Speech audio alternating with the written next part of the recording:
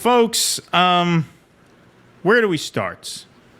We had Politico drop an expose about the staff abuse on Marianne Williamson's 2020 presidential campaign.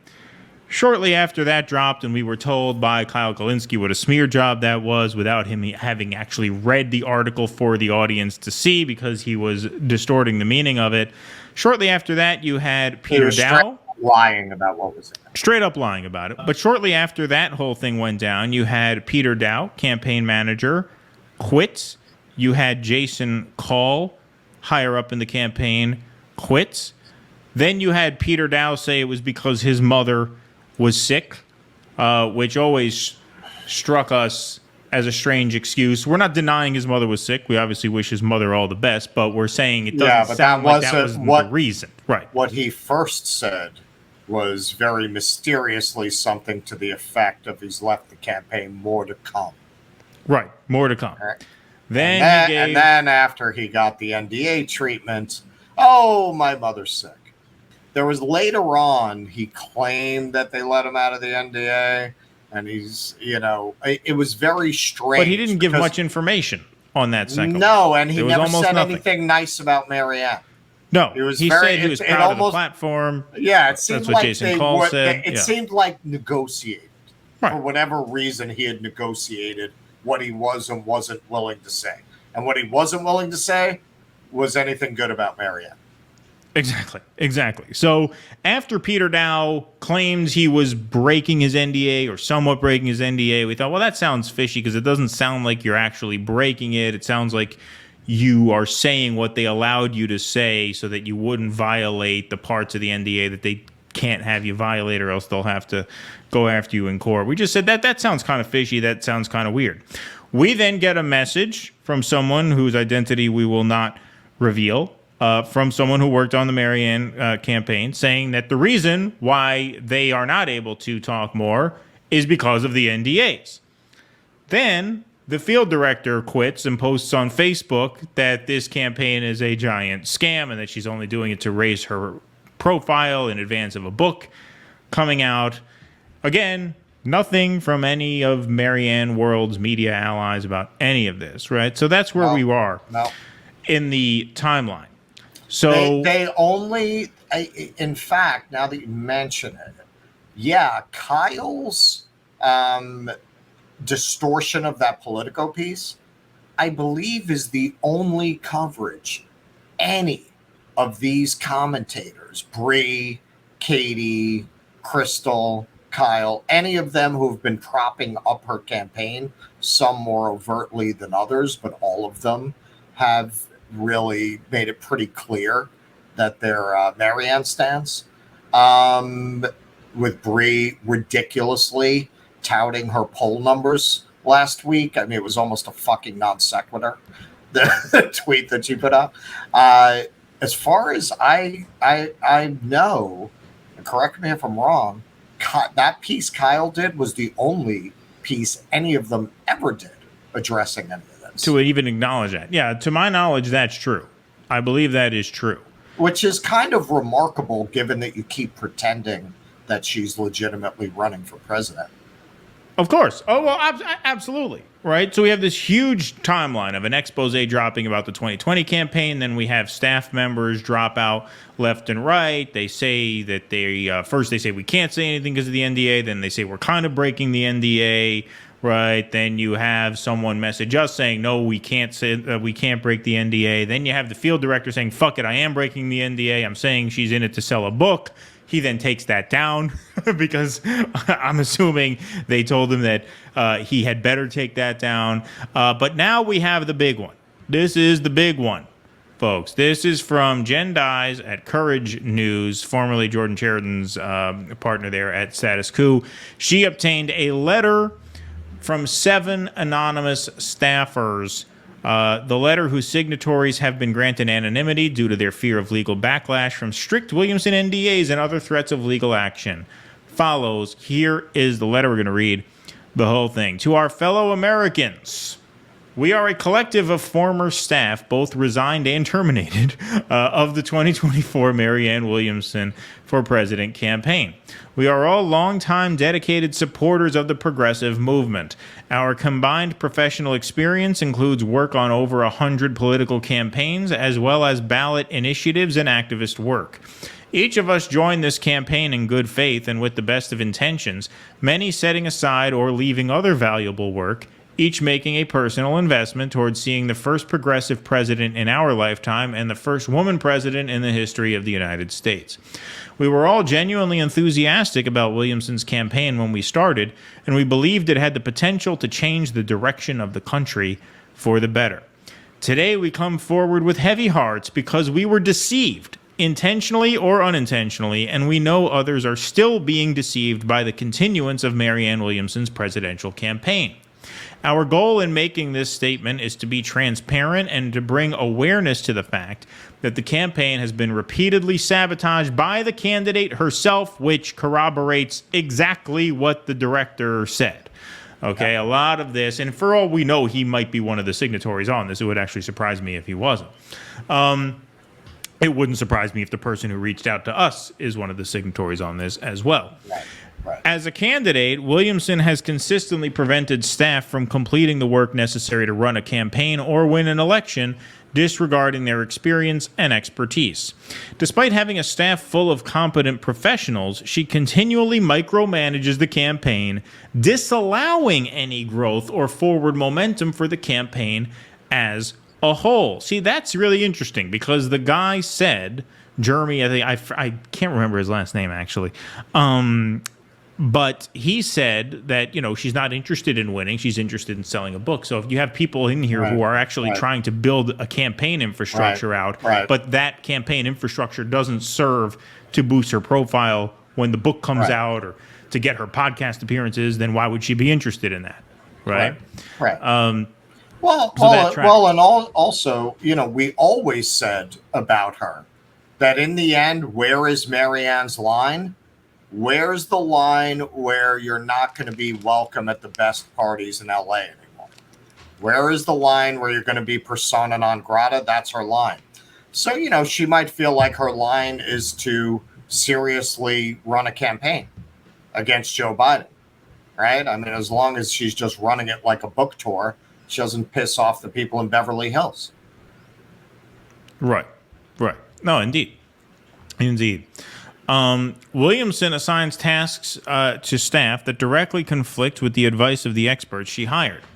When staff complete the work as directed, their work is frequently picked apart and criticized by Williamson to the point that she backtracks on her own decisions and gaslights staff into believing the mix-up was their own doing. This goes back to the Politico article, the first piece that came out.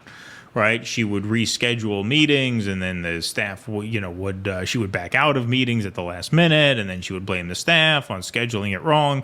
Her interactions with staff go beyond that of a tough boss, as she has claimed in her defense. Her behavior is frequently intimidating, demeaning, and demoralizing. All of us have worked demanding jobs with tough bosses. This was not the same. Working for her did not feel quote-unquote tough. It felt emotionally abusive and hopeless, which again tracks perfectly with the Politico article. There is a difference between working for a demanding boss and feeling like you're walking on eggshells in every meeting. All right, and for anyone who's not super familiar with our show, most of you have heard this before. This goes back 30 years. You can read stories about Marianne running her businesses and her charities this way in the LA Times, in People magazine, 30 years ago. They actually mentioned some other articles that I haven't seen. I didn't have time to check the links on it, but the reporting describing Marianne as being dangerously unstable when the cameras are off, being abusive, narcissistic, belittling, cruel, cultish, susceptible to flattery, basically like a half-ass cult leader. There's like L. Ron Hubbard's idiot's cousin. Right. That reporting goes back decades. Like, if you go back and you read those articles from 30 years ago, it sounds uncannily similar.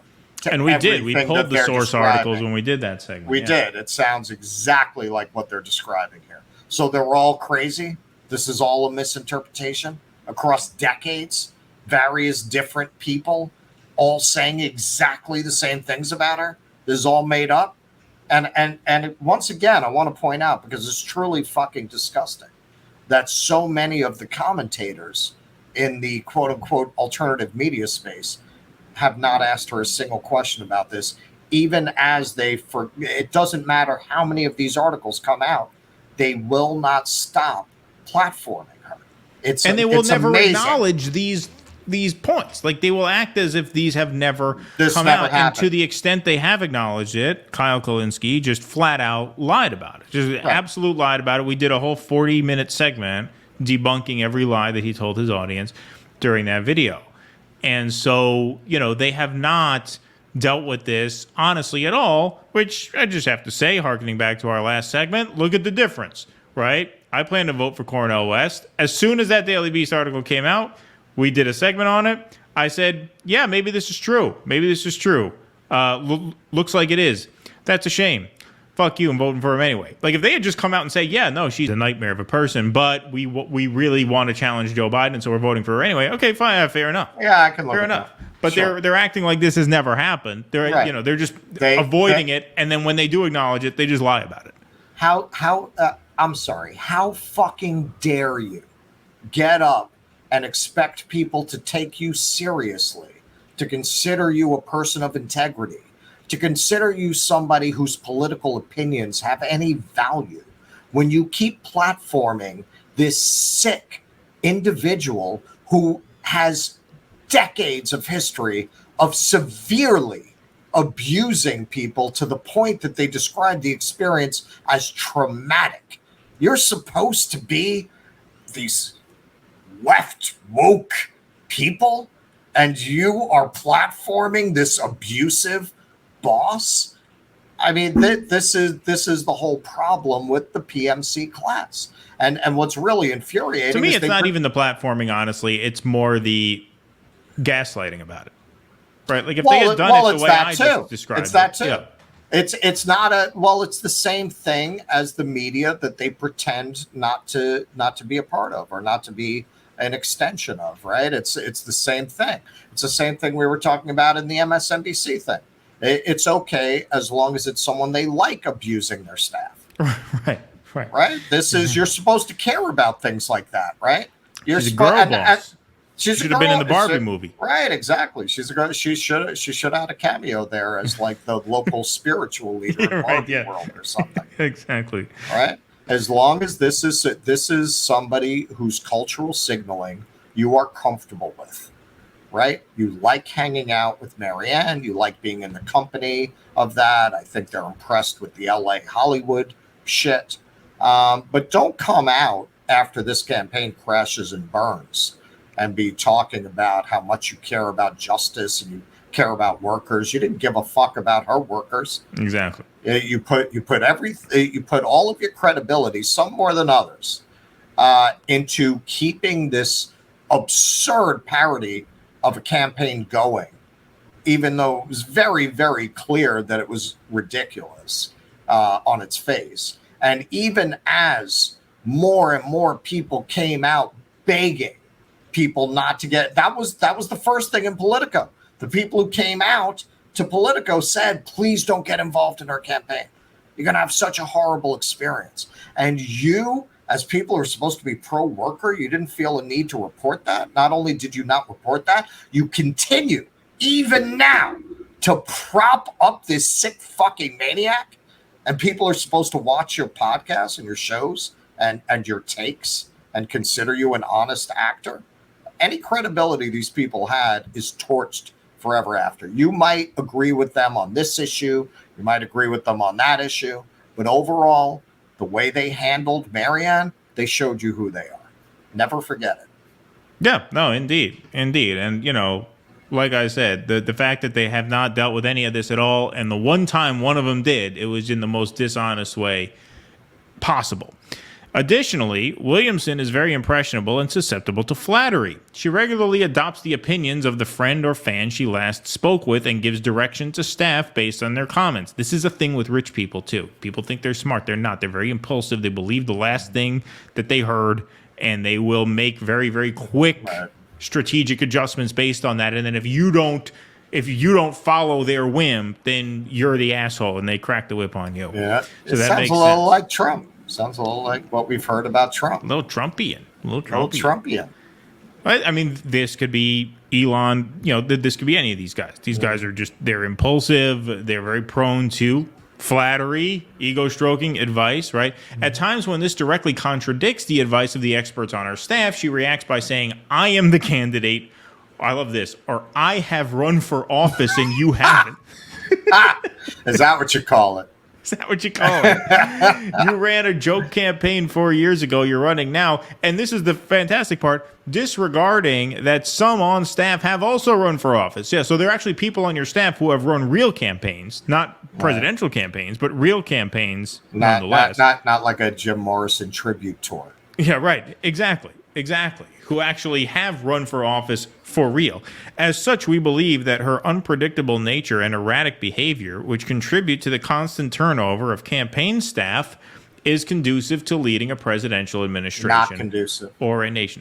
Or is not conducive, to leading a presidential administration or a nation.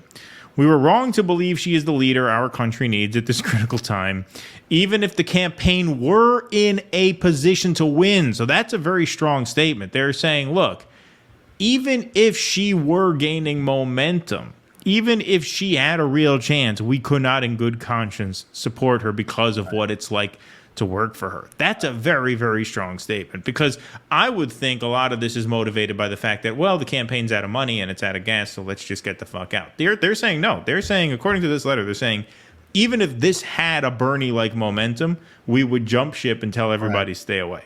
I mean, that's a very, very strong indictment. I.e., for the love of God, don't let this woman anywhere near the nuclear codes. Exactly. However, they say the campaign is not in a position to win. First, there is no plan for obtaining ballot access, which is exactly what the director said, or securing delegates. Second, in addition to the documented high turnover in the role of campaign manager, Williamson fails to fill other key roles such as political director, data director, comms director, etc. So she's leaving those positions vacant. She's only interested in the positions that relate to PR, right? This leaves staff to step in and fill in the gaps, which we have proudly done as a team. Third, efforts to resolve these issues were met with pushback, attacks, and in some cases, termination. Wow. For example, when staff tried to raise the alarm regarding ballot access and offer a solution, those who spoke up were accused of ambushing Williamson and subsequently fired. In the days that followed, every remaining staffer was directed to focus exclusively on events in social media by both Williamson and new campaign manager Carlos Cardona. Let me just read that one more time. When staff tried to raise the alarm bells about ballot access, those who spoke up were accused of ambushing Williamson and fired. In the days that followed, every remaining staffer was directed to focus exclusively on events and social media, right? So all of the logistics people pushed to the side. If they made us think about it, okay, fuck you, you're out. Because logistics, that's the nuts and bolts, that's the blocking and tackling of politics. Right. And she's not interested in that. She's interested in the part of politics that puts you in front of a camera. PR. Well, and this is her interest in these fucking losers. This is her interest in Kyle and Crystal and Katie and Bree. She's using them to get exposure to their audiences in the hope that she'll sell books to them. Right. Exactly. So they bring Marianne's audience to them, and she brings their audience to her. That's it. These are just a few examples of the campaign's general dysfunction. Based on our observations and our interactions with her, Marianne Williamson has demonstrated no intention of becoming president, no strategy to win this election, and no ability to effectively lead this country or follow through on her progressive platform.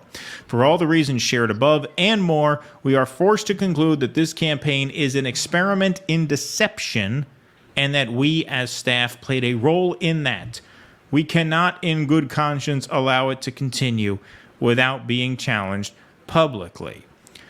We also want to express our support for all the exceptional people still working with the campaign as staff or volunteers. It is not our intention to make their jobs harder than they already are.